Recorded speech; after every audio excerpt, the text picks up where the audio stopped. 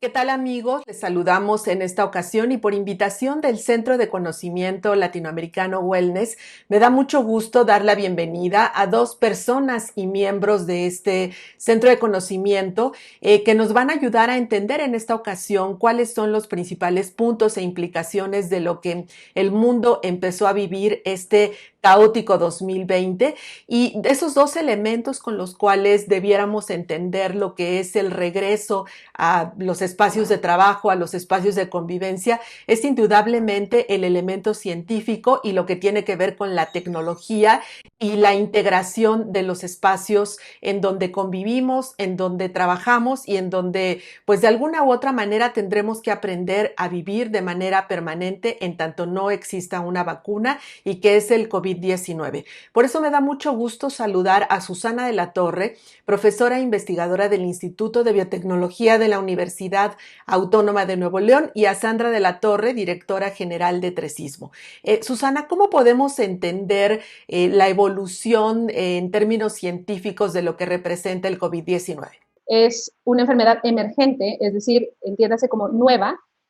Sin embargo, no es una enfermedad que sea un evento novedoso en cuanto a enfermedades emergentes. Las enfermedades emergentes nos han acompañado como humanidad, ¿sí? Y ejemplo de ello más reciente tenemos a la influenza de 2010 que nos pegó e emergió aquí en México, pero estas enfermedades emergentes nos han acompañado como humanidad toda la vida. De las más letales tenemos a la de 1918, solo que nos hemos olvidado de ella porque a la mayoría de nosotros no nos tocó. Particularmente esta que nos ataca hoy está provocada por un virus de RNA. RNA es por el contenido genético en su interior, y llamado SARS-CoV-2. Este virus tiene particularidades que lo hacen diferente en sus propiedades, en su capacidad de contagio, en sus resistencias, no solamente para matarlo, sino para la forma en la que interactúa con nosotros en nuestras células.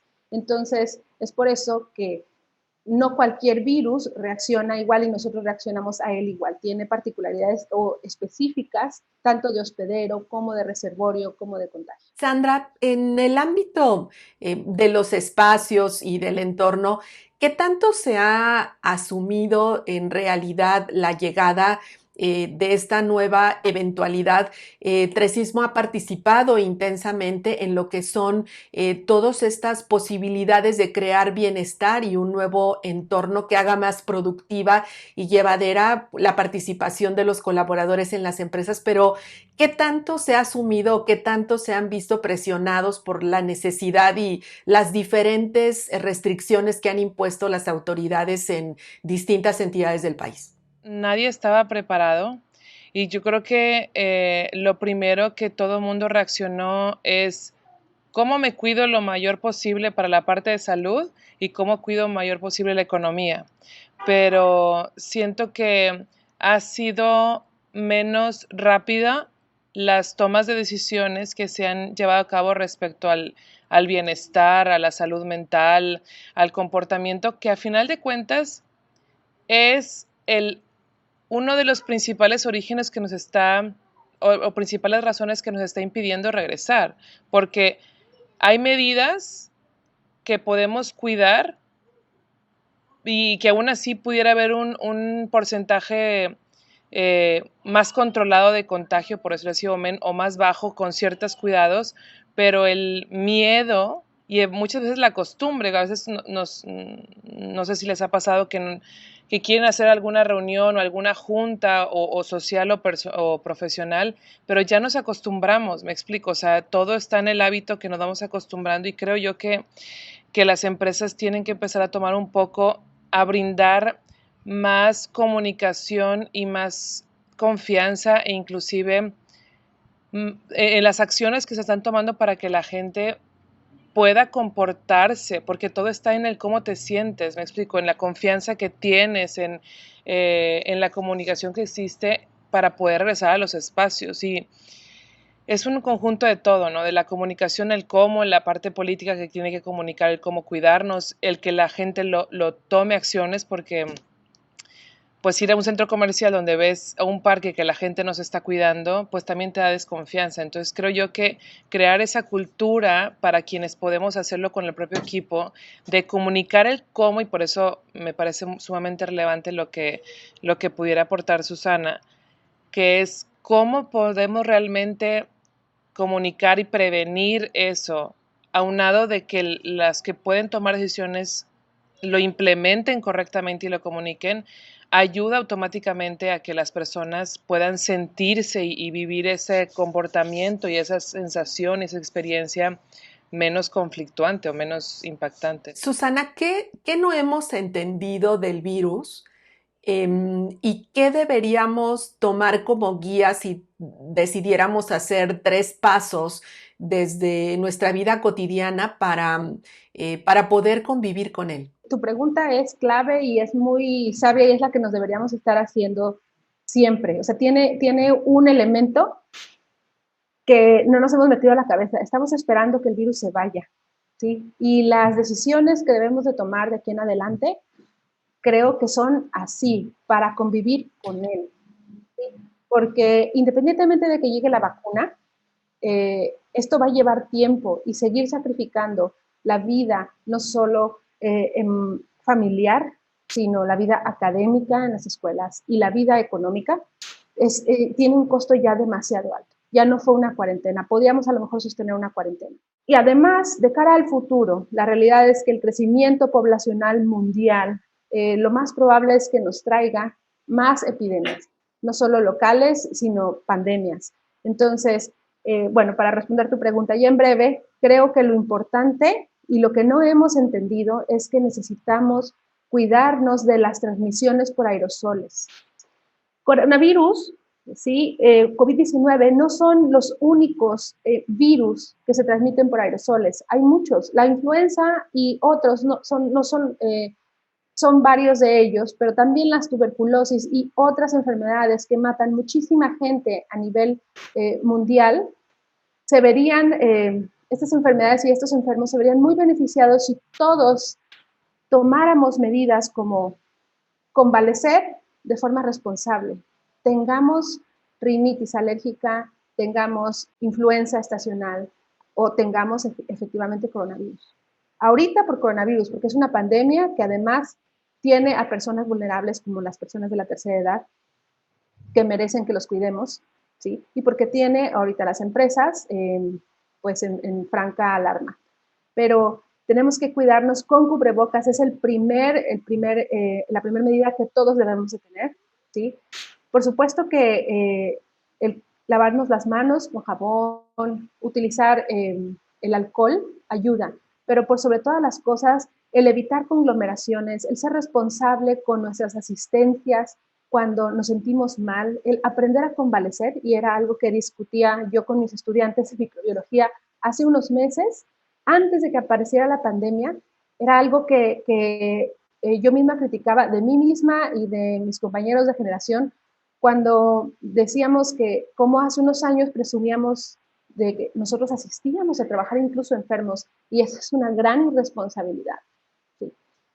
No es algo de lo que nos deberíamos jactar, y mucho menos ahora en donde la virtualidad nos permite trabajar de forma eficiente en la mayoría de los casos.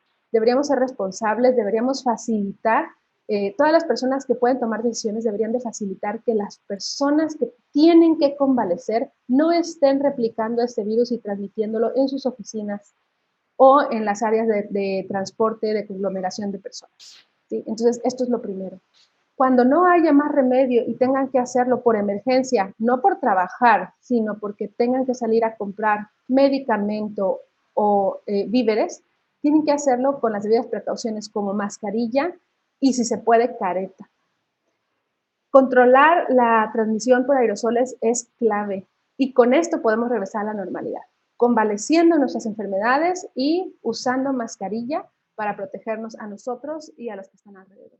Sandra, los espacios de trabajo y la arquitectura y todo este gran debate que se ha dado justo en estos meses en donde la pandemia nos ha llevado por obligación a reflexionar en que el bienestar en realidad es algo que culturalmente se habla de que mientras haya salud hay todo. Hoy, digamos, el SARS-CoV nos ha llevado a este punto de reflexión, pero en realidad la arquitectura, el interiorismo, toda la cadena que está alrededor de la generación de entornos externos a nuestro hogar, ¿están preparados o están tomando conciencia de cómo apoyar a los colaboradores para este proceso que menciona Susana?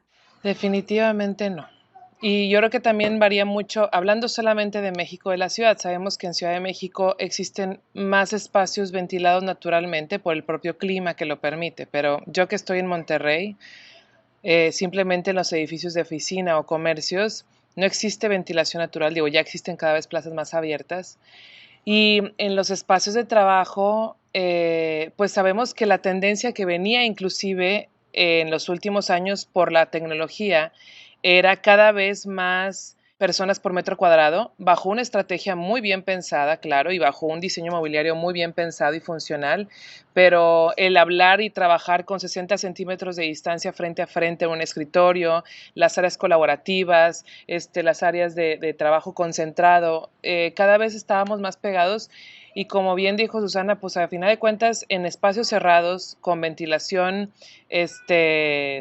interior no natural, que está circulando el mismo aire, donde los aerosoles y las personas estamos acostumbradas a que teníamos que ir a trabajo en la oficina con gripa y no importa qué, definitivamente creo que no estábamos preparados y que nos está costando trabajo de alguna manera brindar acciones específicas que realmente aporten a esa prevención que tenemos que traer con tapabocas y careta, etcétera, que realmente le sumen a eso, ¿sí? Porque a fin de cuentas sabemos que es una inversión importante el metro cuadrado y el mobiliario y yo creo que como han dicho, tiene que ser una combinación de estar cambiando la forma de trabajo, que algunos en línea y otros en persona, implementación de a final de cuentas, tecnología. El cambio de instalaciones y meter aire nuevo y aire natural es sumamente importante. Ya ves en los hospitales que debe de haber una estrategia muy bien pensada para no cruzar las ducterías y las máquinas de aire acondicionado de ciertos pisos.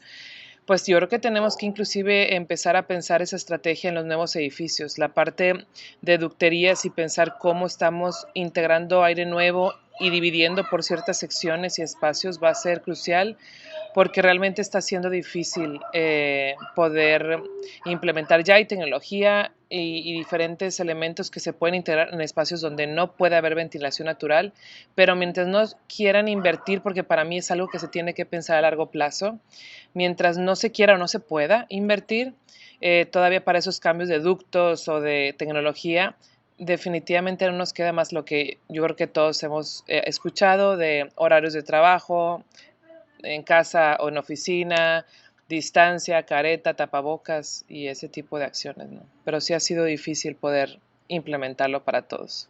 Susana, mencionábamos brevemente en alguno de los puntos de esta conversación que este virus llegó para quedarse o probablemente ya estaba, pero no había existido un proceso de contagio y revisábamos en el propio Centro de Conocimiento un artículo muy interesante en relación con la peste negra y que, bueno, es una peste que no se ha erradicado, que van 60 generaciones en el mundo que pues ha habido rebrotes y todo esto. El coronavirus, como lo conocemos, pudiéramos hacer como un parámetro de que una vez que hubo un proceso de contagio va a permanecer y a diferencia de este otro tema, digamos, vinculándolo históricamente, que es la peste negra, ¿qué hace diferente encontrar un proceso de control y de contención? Y tecnológicamente, ¿cuánto ha ayudado la evolución de encontrar una vacuna?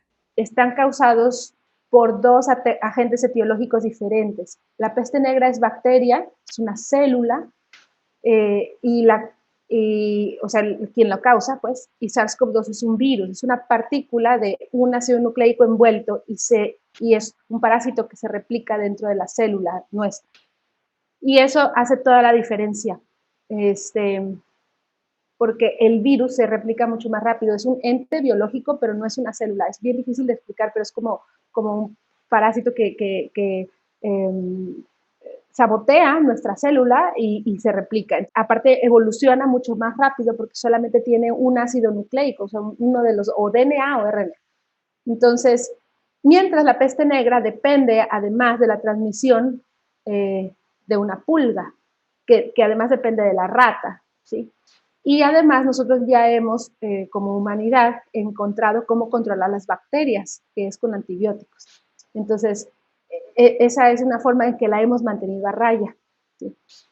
Por eso hay casos, todavía brotes, recientemente en Mongolia hubo un caso de peste negra, porque la falta de sanidad o de cuestiones sanitarias es lo que puede hacer todavía que aparezcan brotes de este tipo de enfermedades, que si no, o sea, si no hubiera estas fallas sanitarias, probablemente no hubiera ni cólera, ni peste negra, ni ninguna de estas enfermedades.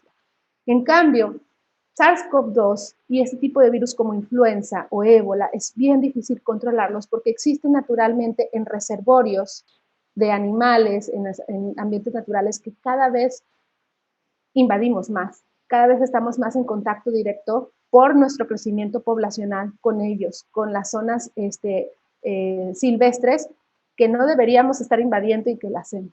Entonces sí llegó para quedarse, pero además ya estaba. Lo que pasa es que no nos acordamos. El SARS de 2002, ¿sí? El síndrome agudo respiratorio severo, es otra especie de coronavirus. Los coronavirus existen y hay animales que los guardan muy bien sin enfermarse. De hecho, el murciélago los murciélagos son una de las especies, no son las únicas, o los pangolines, los gatos de civeta, son especies de animales que pueden resguardar ahí muy bien los virus sin enfermarse, y entonces ahí se están reproduciendo, están teniendo cambios genéticos, y lo que sucede con una pandemia como esta es que esos cambios o acumulaciones de mutaciones van ocurriendo hasta que de tantas acumulaciones genéticas ocurre que lo que se predice es que en un mercado como en el de Wuhan ocurre un cambio genético y alguien, no es cierto que se comió una sopa de murciélago, pero hay intercambio de varios genomas. ¿Por qué? Porque el virus es capaz de brincar de un genoma a otro,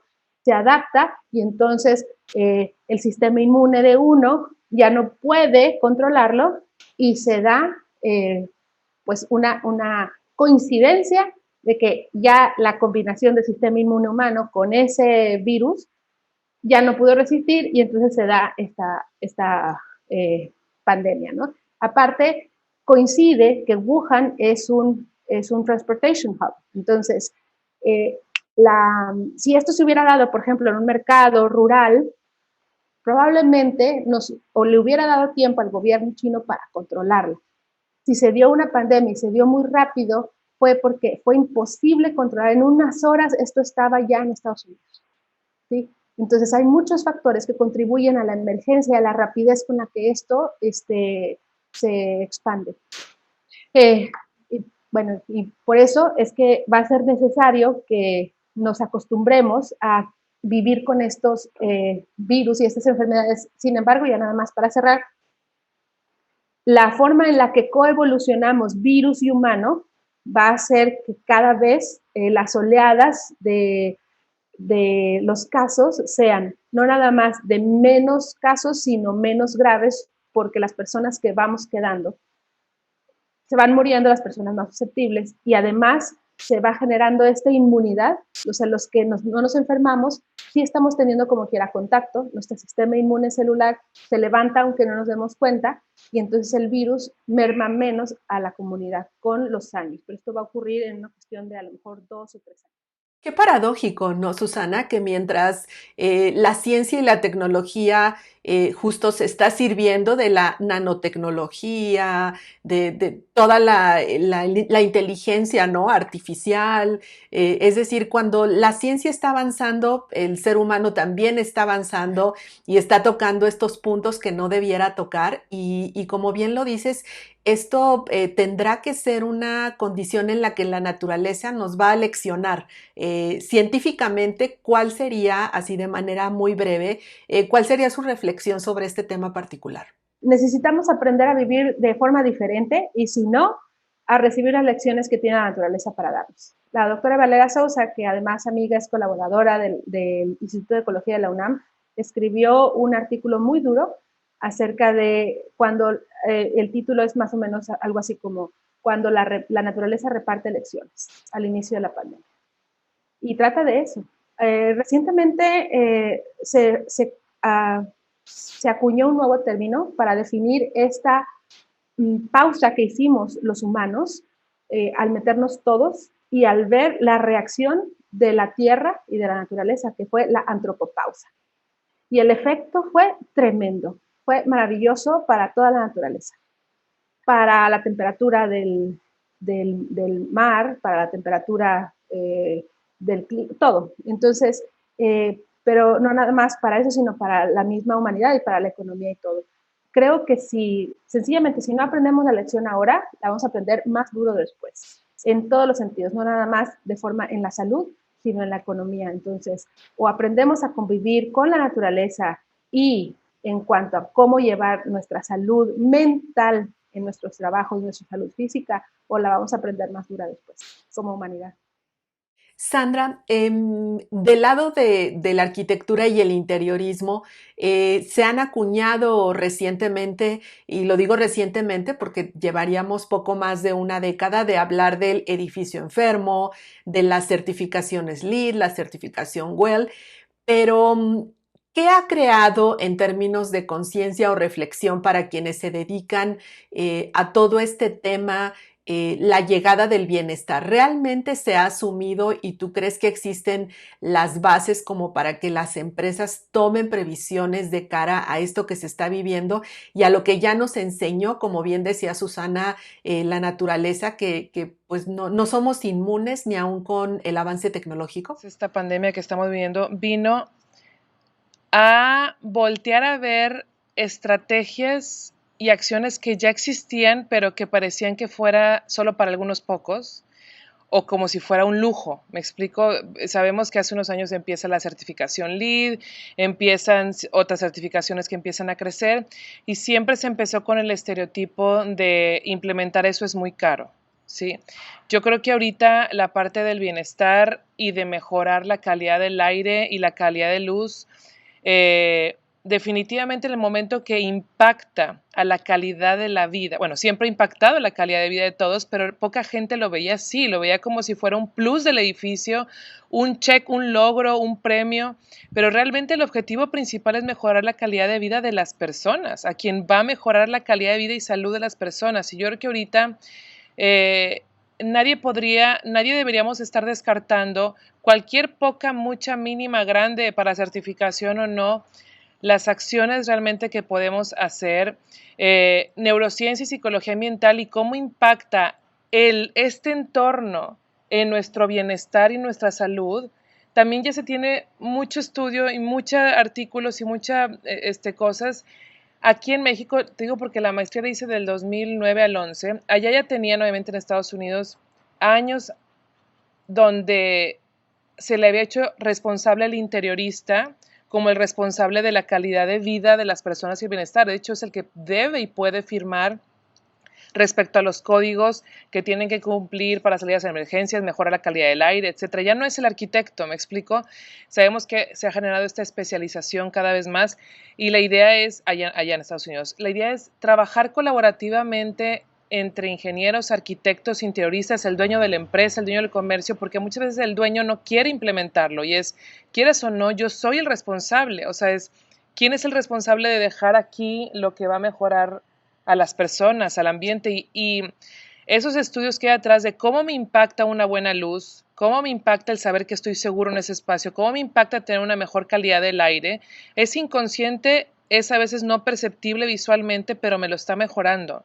Y yo creo que todos los empezamos a vivir ahorita que estamos encerrados en las casas, donde fue evidente cómo nos impacta tener una buena silla, cómo nos impacta tener buena luz, estar dirigido correctamente con buena acústica, con buena luz. Entonces, yo creo que nos está dejando una gran responsabilidad a quien creamos los espacios, y te digo, no lo dejaría solamente a arquitectos y interioristas, es los ingenieros que hacen los cálculos, el gobierno que genera los códigos, que nos obliga a cumplir algo, los dueños que están invirtiendo en ese edificio, todos estamos siendo corresponsables de crear espacios cada vez más saludables, y la idea es hoy saber qué podemos hacer porque ya las ciudades están construidas.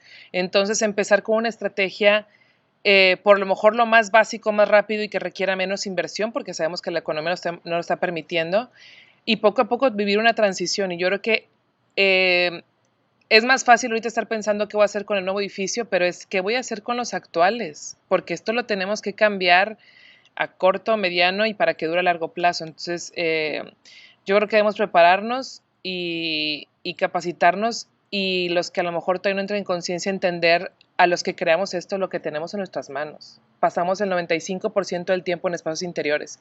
Por más que sea más saludable estar al exterior con aire natural, no vivimos ahí. ¿Sí me explico? Ya vivimos en edificios y tenemos que mejorar la calidad del aire y de la luz y de las emisiones dentro de esos edificios. Para finalizar, Susana, ¿el COVID-19 logró derribar esta frontera que había entre la ciencia y la tecnología y nuestra realidad? Yo creo que no. Algo que yo vi que COVID-19 hizo fue acelerar lo que a veces veo que hay como obstáculo entre ciencia y tecnología. Y me dio mucho gusto verlo.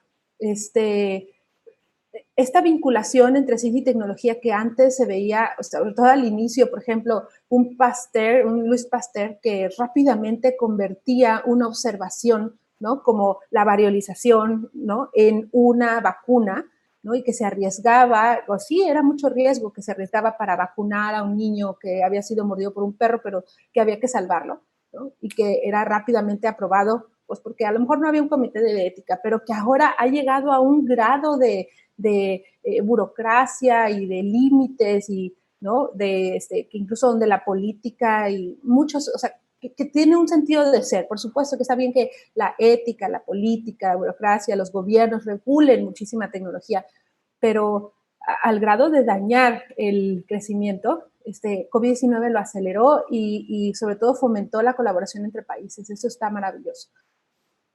No quiero decir con esto que está bien que se brinque en la fase 3 algunos países con la vacuna, ¿no? Pero sí hubo una colaboración internacional que redujo y que nos comprobó que sí se puede. Al contrario, yo vi eso, que se rompieron barreras y obstáculos que a veces solo nos ponemos como humanidad. ¿Cuál tu reflexión final sobre este tema de la barrera entre la ciencia y tecnología y la realidad? Creo que la comunidad es la que nos va a acercar y nos va a vincular. En esta urgencia de voltear a vernos, y creo que el mejor ejemplo es este grupo que nos está invitando a platicar, o sea, de voltear a vernos y decir a los científicos, alguien venga a explicarnos si es verdad que todo esto que leo, el exceso de información, que no toda es fidedigna, el exceso que leo es verdad o no. Pero dígame con experimentos, con datos, interpréteme lo que está aquí, que sí es verdad o no, ¿no? Y el tecnólogo o el que distribuye, el que lo puede aplicar, o sea, y quien nos vincula va a ser la sociedad. Sí, no van a ser los gobiernos, no van a ser los que se creen autoridades, ni siquiera autoridades académicas, ¿no? Entonces, eso no solo está padrísimo, sino así es como debe ser.